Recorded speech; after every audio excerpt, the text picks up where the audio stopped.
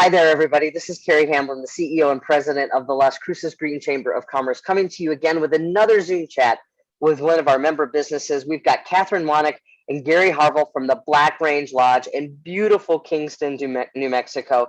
Catherine and Gary, it is so good to see your faces. We haven't been able to see you in quite some time because of COVID and doing our thing, but how are y'all doing up there in Kingston? You know, we're doing just great here. Doing great. We've had a beautiful summer, plenty of rain, and so everything is quite green up here in the mountains. Oh, you've got a gorgeous site anyway, so I can't imagine it can get more beautiful, but that's fantastic that everything is just growing. I mean, we've just had a rain down here at the time that we're recording, and you know, the desert is green, and all of us who've lived in the desert love when our desert gets green. And so tell me a little bit, I love the history of your place, but will you tell people a little bit about the Black Range Lodge? Sure. Well, the lodge dates back to the 1880s when Kingston was a silver mining boom town. And then it was added on to with all the stone that you see in the picture. And that was done in the 1930s and opened about 1940. So it's kind of been a lodging establishment, ever since the 1880s when it was a miners' hotel. And then the new era began in the 1940s. And I bought it in the 1980s. So it's been hosting people, for well over 100 years. That's incredible. And right now we see you're in like the community room. Am I right? In the public area? That's right. It's a dining room, but also the game room where we have a pool table and some vintage video games. And so we have a game room here and games and, big lawn and classroom and grills and, lots of things for people to be outdoors and enjoy the Gila National Forest, which is, just a hop, skip, and a jump out the front door. Exactly. Oh my gosh, I love that. And I think the last time that I was able to be up there was for a wedding for the folks who own Beck's. That's right. I remember that. Yeah, it was such a great time. Well, how's the pandemic impacted you? Because, in some cases, people are trying to get outdoors a lot more, but then other cases people are staying home. So how did you all weather that?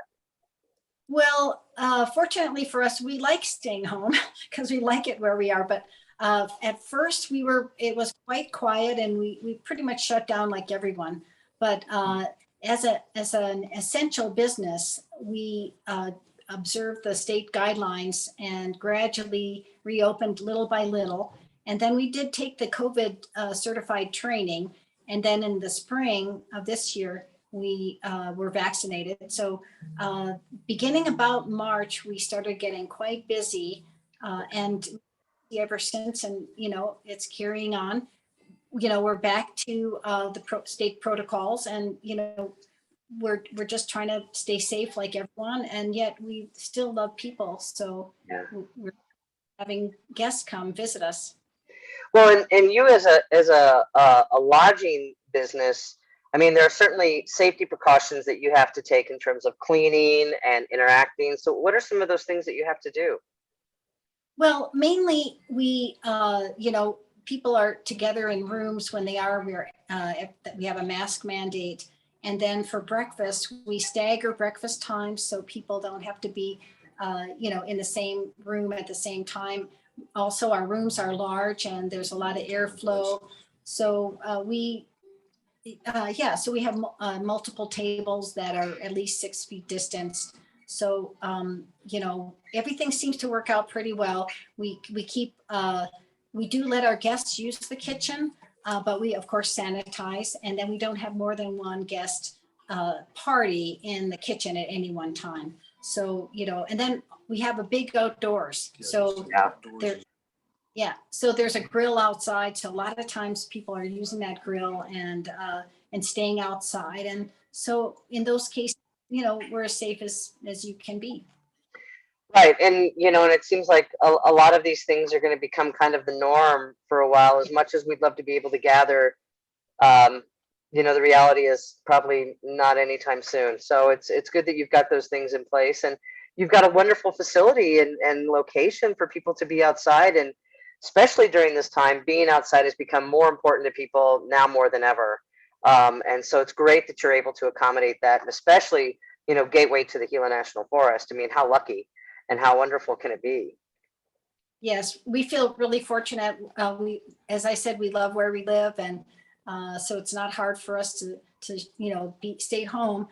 And we also are, conveniently located to hiking trails and exploration of the Gila National Forest, and the Cliff Dwellings is a great day trip.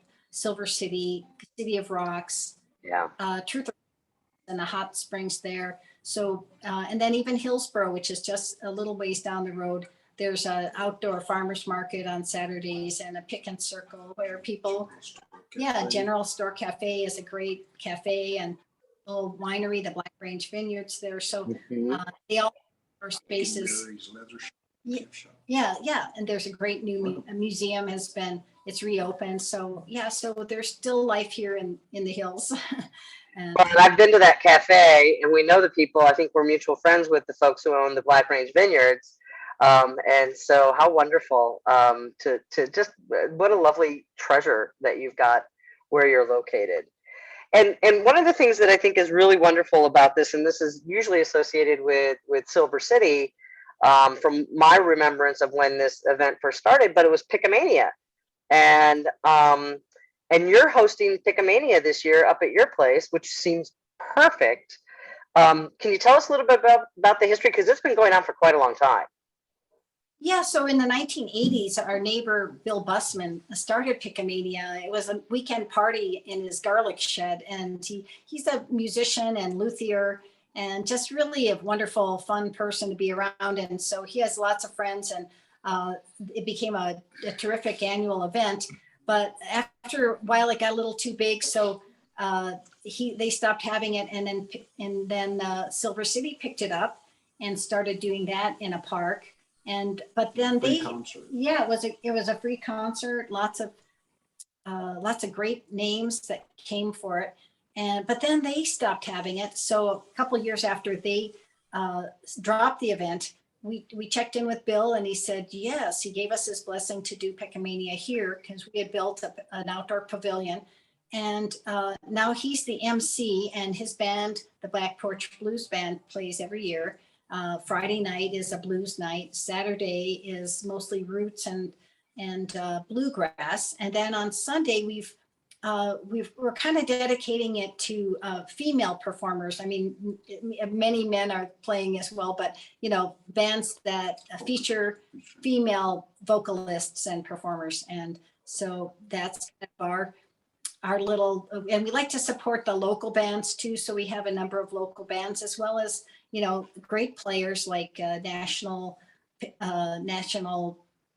flat picking champion Peter McLaughlin, and also Robert Bolin and Will Mehring, who are come from the Midwest. He plays in Nashville all the time.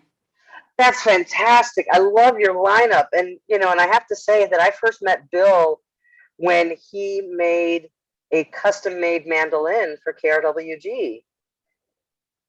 Yeah, and it was a giveaway, wasn't it? Yes, it was. And David Brower worked with Bill on the documenting of that, and I know Susie. And so, it's really lovely that like all this stuff is coming together. It's like literally 2 degrees of separation in New Mexico. And so many people are talented and giving back so that their communities can have these things that we attribute to quality of life. And so a music festival is lovely, and that Bill gets to MC and that you get to host that. And, kudos to you for having an all-female focused day, because that's going to be rocking as well. And so with that, you're now hosting it at your place. And what do you hope folks will take away from the event, that when they go up there, you've got to limit to the size, because you're doing COVID safe. You're going to require masks. You're going to social distance. And so you have a limited amount of spaces. Am I correct? That's right. We're limiting to 150 people at the max. And then, of course, all the chairs will be distanced, and we have tables distance. We have direction. Yeah, we'll have free parking on the street, and so yeah. But it's being an outdoor event in the fresh air, of the Gila National Forest, it should be about as safe as possible. And we are going to ask everybody, we aren't going to check on vaccination status or anything like that. But we are going to ask people to mask up if they're close by each other or stay in their party. You know, we're just trying to be as safe as we can. And, but also, you know, not take away from the joy and the fun of the event, which is, you know, basically, Good music. yeah, good music, getting people together through music, and again, being outdoors. I think we're going to be about as safe as we can be.